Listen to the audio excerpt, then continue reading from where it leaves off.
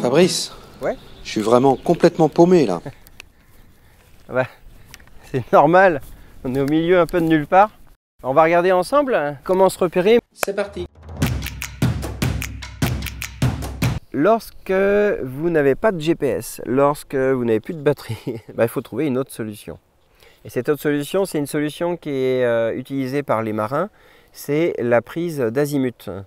Et la prise d'azimut, on va essayer de repérer dans le secteur des éléments qui sont figés et qui sont bien visibles sur une carte et que l'on arrive à identifier. Avant tout, il faut que tu fasses un 360 degrés. Vas-y, essaie de tourner. Et dès que tu vois quelque chose de remarquable, tu me le dis. Il y a une tour là-bas, une tour à section carrée. Il est très probable qu'elle figure sur la carte IGN. Il y a cette grande demeure là, ici. Pareil, elle est juste à côté d'une rupture de pente. Et puis on va prendre la maison qui est ici également. Et ensuite, opération carte. En domaine maritime, on appelle ces éléments importants des amers. Une fois qu'on les a, et une fois qu'on a la carte, eh bien, on va faire la prise d'azimut. On va faire la méthode de triangulation. Et dans une méthode de triangulation, il y a le mot triangle. Et il nous faut au moins 3 données. On y va? Bon, on y va. La visée vers l'objet que l'on a repéré et qui est donc un amer. Donc là, je l'ai. Et ensuite, je regarde quelle est la valeur inscrite sur ma boussole. Bien sûr, j'ai fait attention à ce que ma boussole soit maintenue à l'horizontale. Et j'ai vérifié qu'il n'y avait pas de perturbation éventuelle du champ magnétique, comme une ligne haute tension ou des appareils électriques à proximité. Donc là, la valeur que je lis pour l'azimut de la tour, c'est nord 310. Ça, je le note dans mon carnet. Et ensuite, je prends un deuxième repère. Je lis la valeur nord 347. Et là, j'ai nord 37.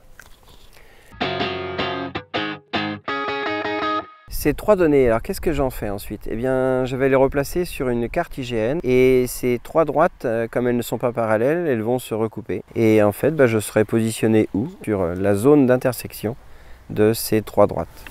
Donc, je suis forcément sur la zone d'intersection de ces 2 droites, mais bon, c'est peut-être pas assez précis. Je le fais avec mon 3e point, le domaine viticole. Et je réécris 0, 90, 180, 270. Et là, je cherche ici où est 34. Donc, c'est à peu près ici, 34. Et voilà. Et là, je suis forcément sur la ligne noire. Alors comme je suis forcément sur la ligne noire, la ligne verte et la ligne bleue, en fait je suis dans la zone d'intersection de ces 3 droites. Si ma mesure est très précise, dans ce cas-là, je suis sur un point. Sinon, si j'ai une marge d'erreur qui peut être liée à la boussole, qui peut être liée à la taille de l'objet que l'on vise, eh bien, je suis dans un triangle. Et c'est ça qu'on appelle la méthode de triangulation.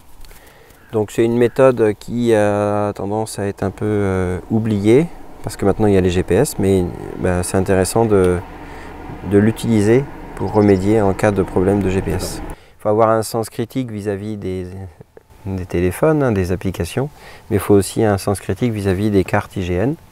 Car les cartes IGN, ça évolue dans le temps, donc une carte, ça a été fait à un moment donné, à un moment T, et vous, sur le terrain, vous êtes forcément à un moment T plus 1, donc il faut essayer de trouver la carte qui soit la plus récente possible, de manière à pouvoir l'utiliser pour vous localiser.